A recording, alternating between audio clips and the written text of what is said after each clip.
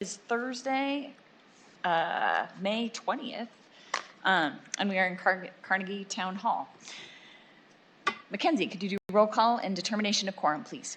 Teresa Cowles. Present. Mick Conlon, sorry, second time today. Here.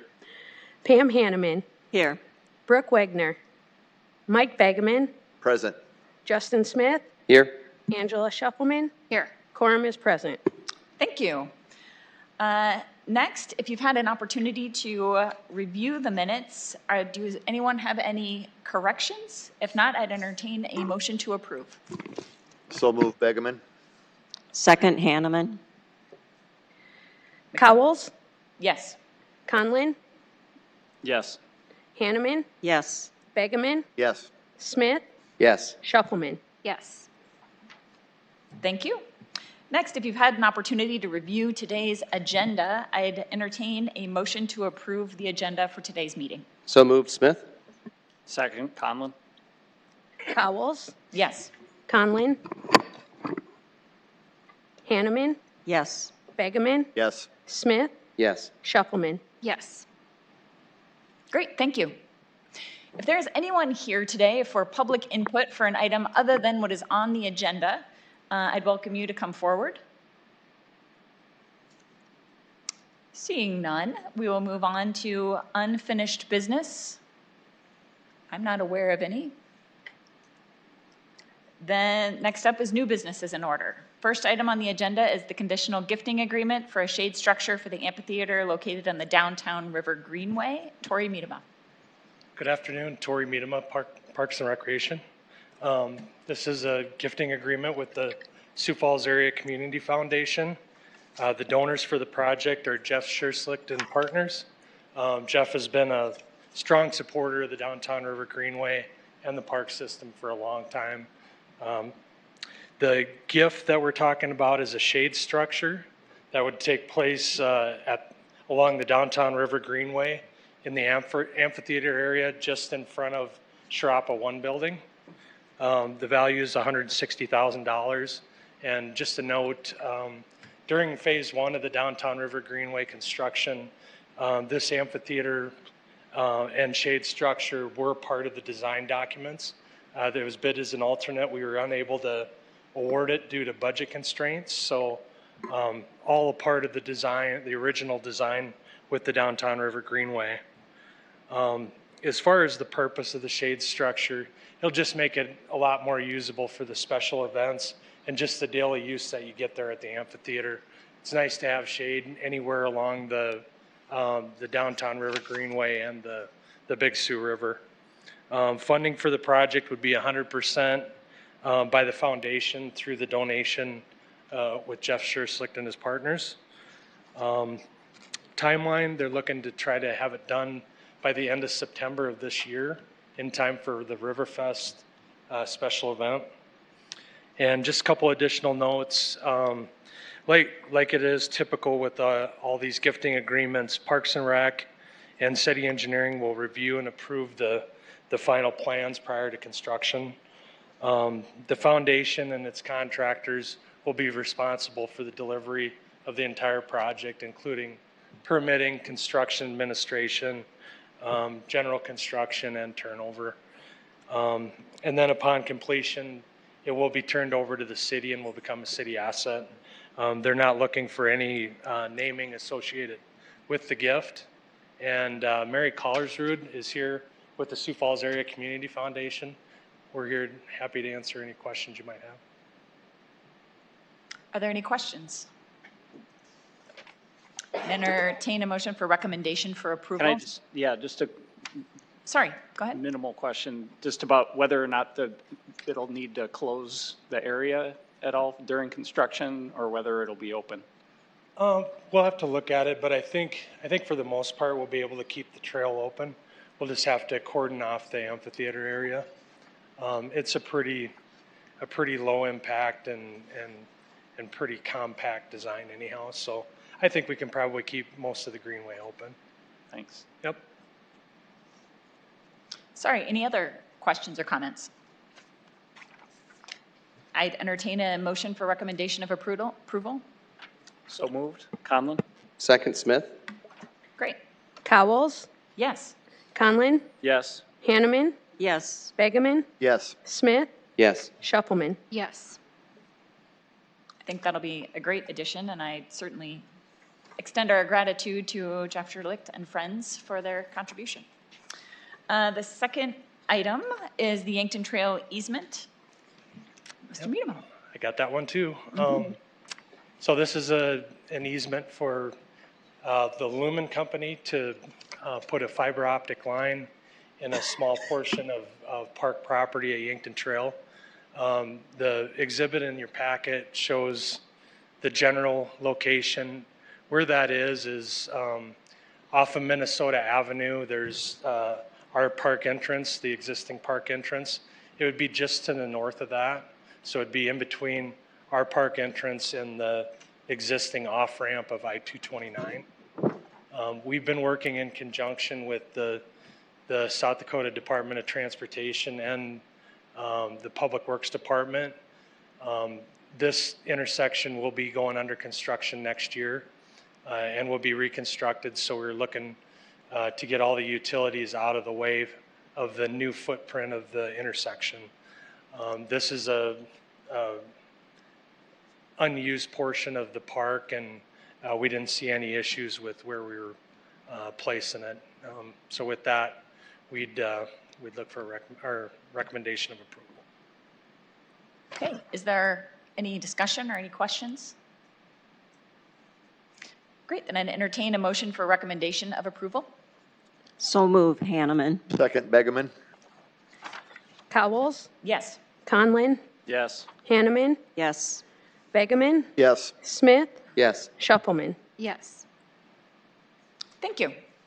The next item is the Oculus sculpture by Jeffrey Satter at the Lion Centennial Park. And I believe Maren Engel is here to speak. Yes, hello. Maren Engel, Arts Coordinator with the Planning Department, here to talk to you today about two sculptures. We'll start with Oculus.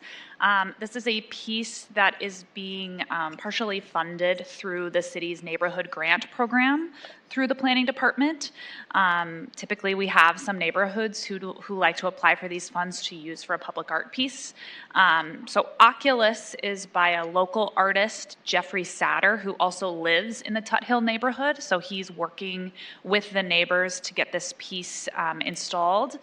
And the piece is made of treated steel. It has been approved and looked at by our conservator, RLA. We typically only accept pieces into our collection that we know are going to weather very well and will hold up in the elements. Jeffrey has agreed to kind of, because he lives in the neighborhood, to kind of keep his eye on it as well.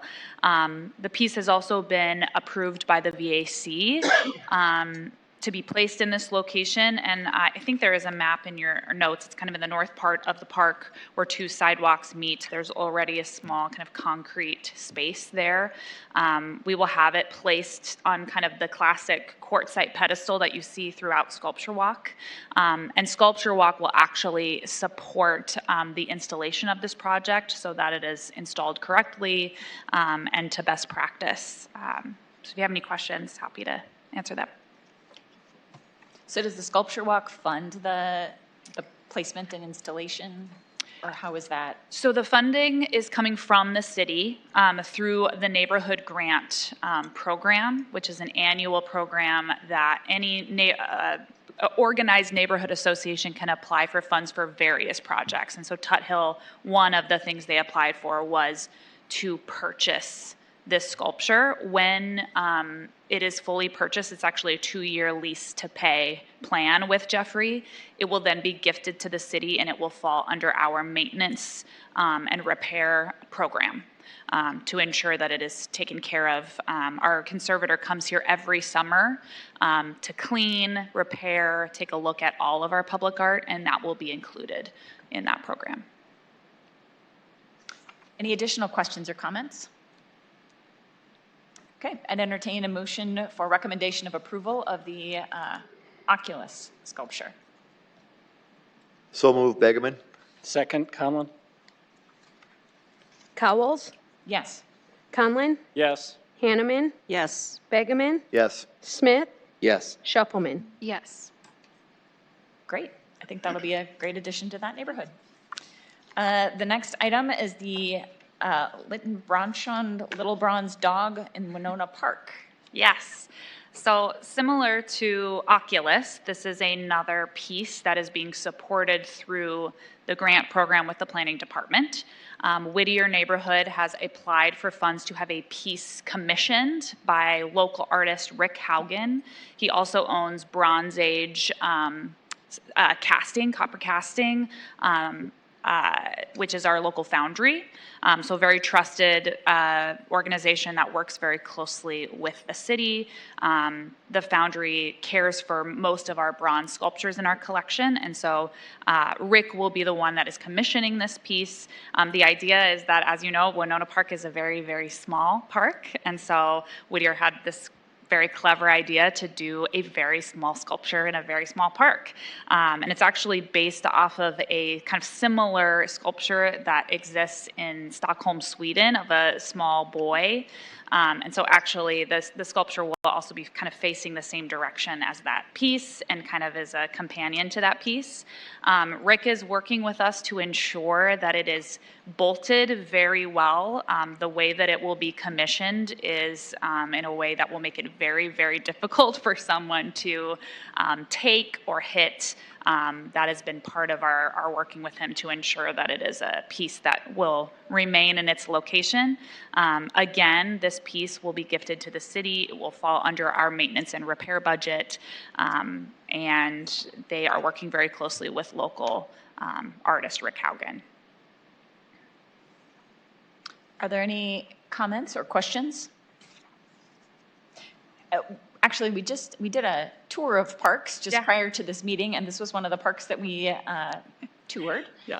And is the sculpture going to be placed like on one of the corners of Yes. the park? Okay. So the idea is that and we're also going to have a quartzite pedestal. The hope is to have it kind of triangular shaped. So we're also going to work with Sculpture Walk to secure and find the right pieces for this particular park.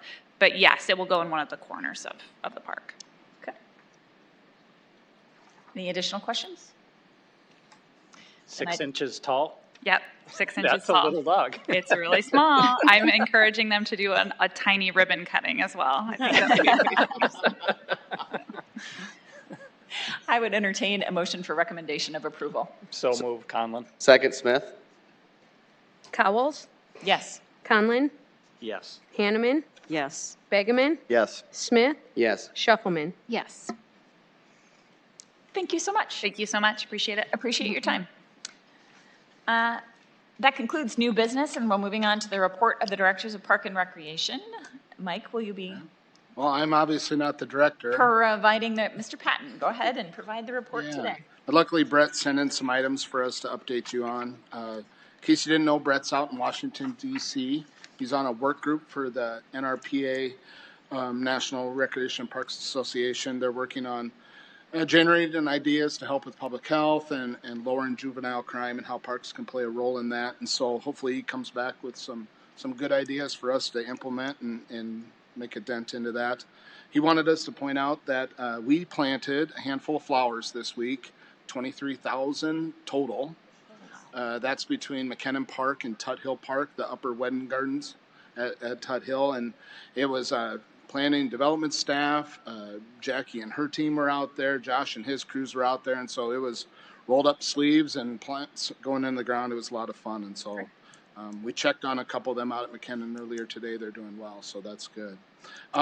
We've got a handful of updates from Recreation, so I'd invite Jackie to come up and just update the board on a few items. Yeah, good afternoon, Jackie Nelson, Recreation Manager. So just a few updates. The first thing is our printed summer activities guide is now out and available. So it looks like this. It has a fun picture from our cardboard boat race on it. They can be picked up at the Jacobson Plaza, Midco Aquatic Center, Westside Rec Center, and then libraries across the town as well. In addition to the summer activities guide, our summer roller skating hours start at the Jacobson Plaza tomorrow. Now that school is out, we can start our festive summer programming. So Monday through Thursday, 11 to 8 p.m. Friday and Saturdays, 11 a.m. to 10 p.m., and then Sundays, 11 to 8. So really a good scope of the day for anybody to get down there that wants to roller skate. If you have your own roller skates, it's free. If you need to rent a pair, it's $3, but there's no cost to skate, which is a little bit different from the ice skating season.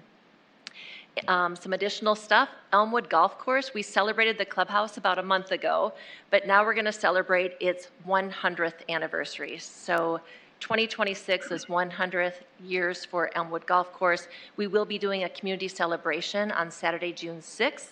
For those of you that like to golf, you can golf 9 holes with a cart for $19.26. I would just encourage you to call Elmwood ASAP if you want one of those tee times. There'll be other fun activities. First Tee will be partnering with us in teaching youth how to golf if they'd like to learn.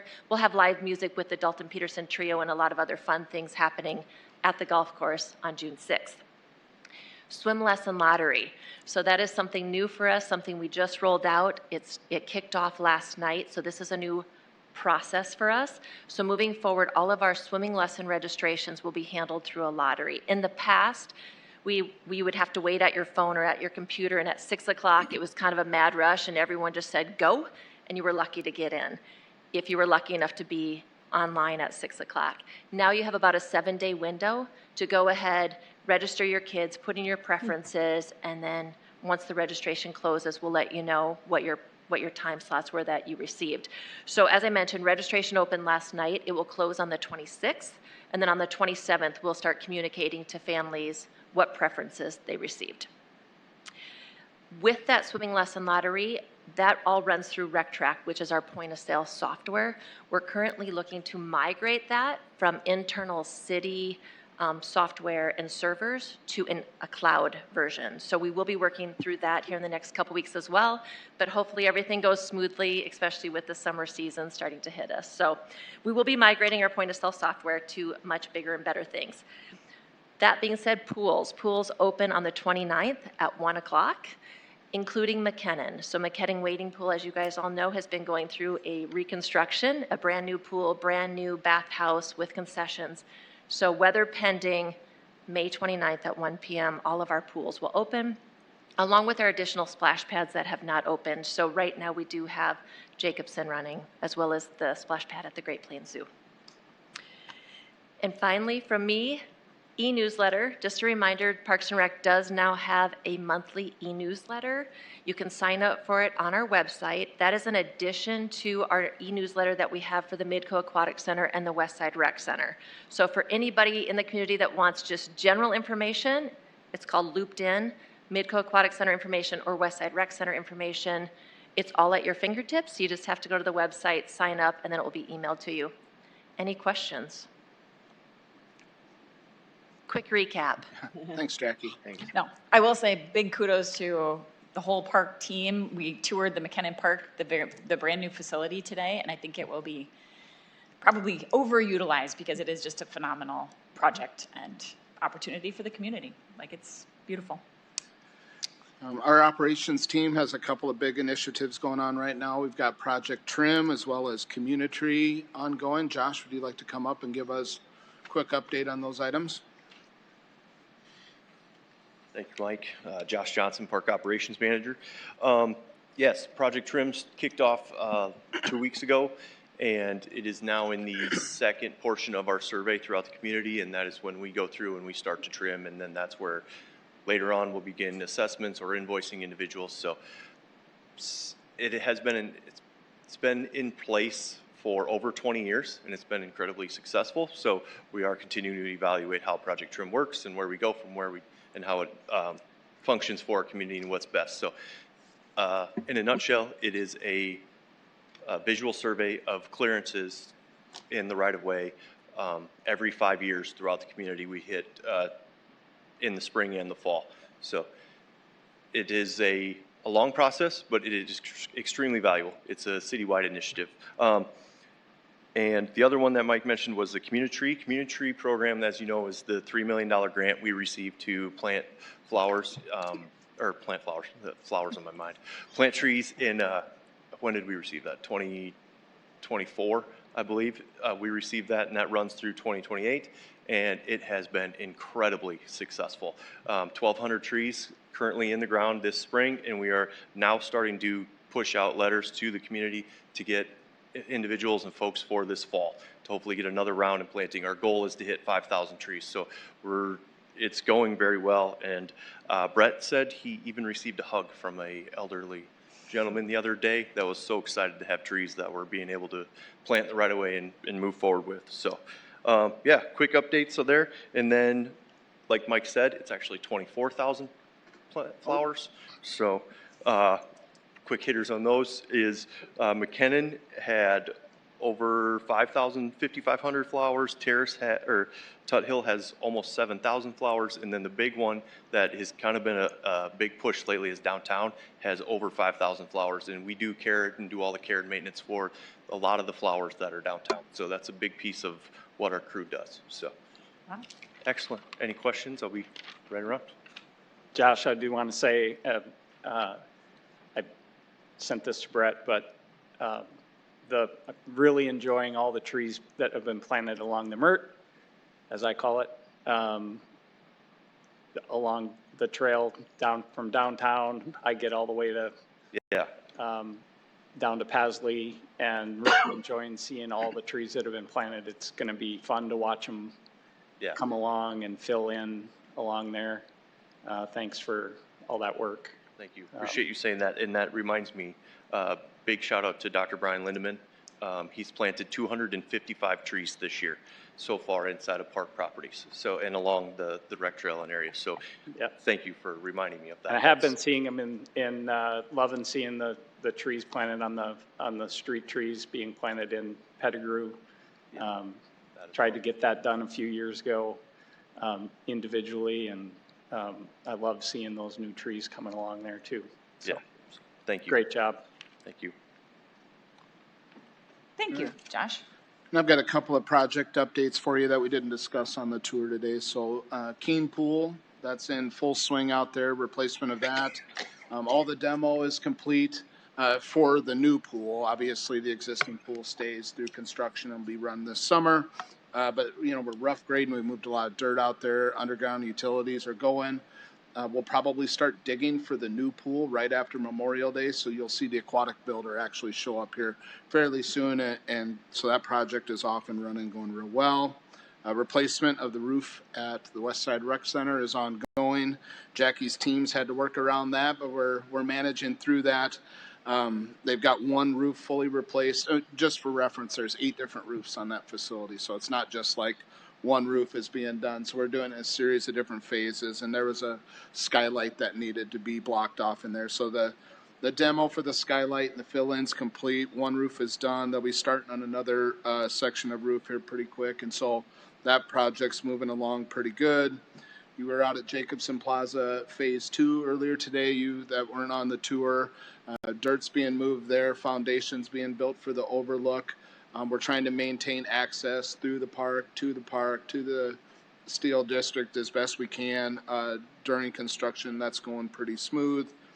I did point out earlier when we drove by the Levitt addition is going pretty well. So they've, I would say, finished up with the majority of the outside of the building addition work. So it'll be done in time for the concert season not to be impacted by construction.